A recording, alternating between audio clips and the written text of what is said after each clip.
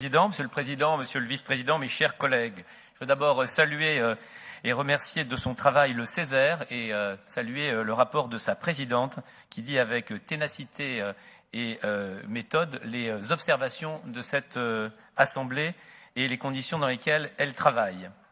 La présentation du compte administratif 2016 donne l'occasion de faire le point sur la réalité de la politique que vous avez menée, Monsieur le Président, depuis votre élection à la tête de notre région.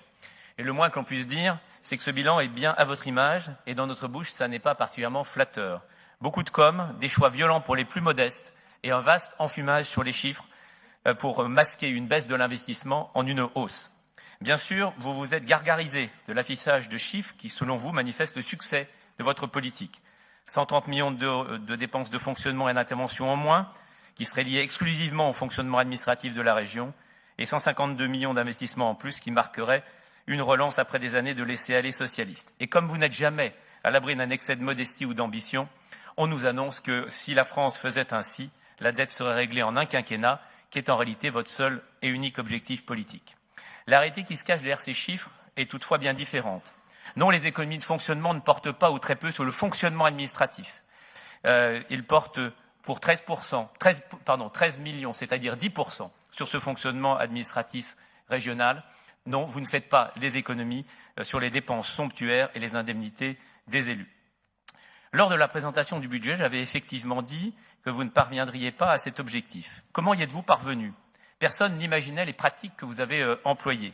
Contrat avec les collectivités locales non honorés, conventions pluriannuelles déchirées sans discussion, arrêt brutal de financements régionaux, entraînant des licenciements par centaines, baisse de 60 à 80% pour les associations de coopération internationale, de 30 à 50% pour la protection de l'environnement, les réseaux culturels, les corps intermédiaires, les syndicats. Mais il faut que nos concitoyens le sachent. Ceux qui payent le prix de cette politique, ceux qui payent le prix fort, ce sont les plus modestes, ce sont les chômeurs. 44 millions d'euros en moins pour la formation des chômeurs. Non, cela n'est pas du fonctionnement administratif. Non, cela n'est pas du gaspillage, comme votre PowerPoint le disait. En période de crise, il fallait oser. Vous avez osé. Nous n'en serions pas fiers à votre place, mais vous, oui, apparemment. Et puis, en matière pour terminer, il reste le petit coup de l'enfumage sur les soi-disant économies sur la SNCF. En réalité, les pénalités ont toujours été appliquées, toujours. Simplement, elles l'étaient en N+1 lors de la régularisation.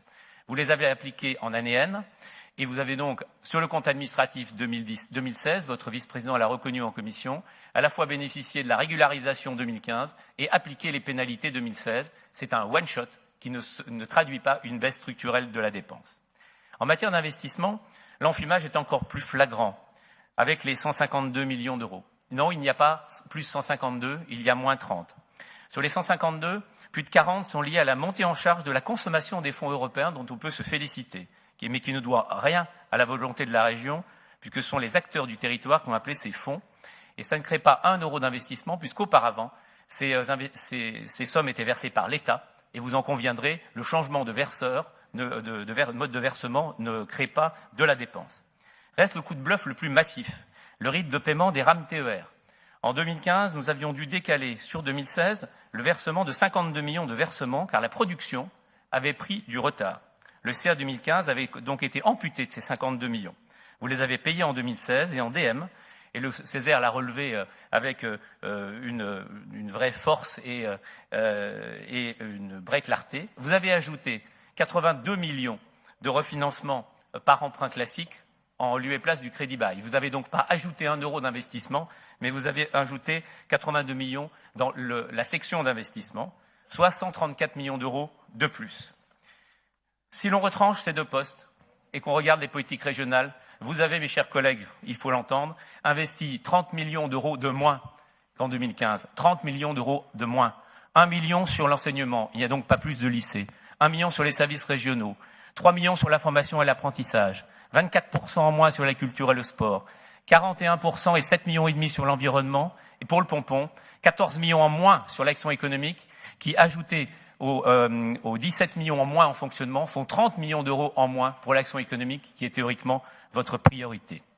Oui, ces 152 millions d'euros sont de l'enfumage. En réalité, vous avez investi moins sur les politiques régionales. Alors, Monsieur le Président, la réalité, c'est qu'il est temps de vous mettre au travail pour investir davantage dans notre région, parce que jusqu'ici, Monsieur le Président, le compte n'y est pas.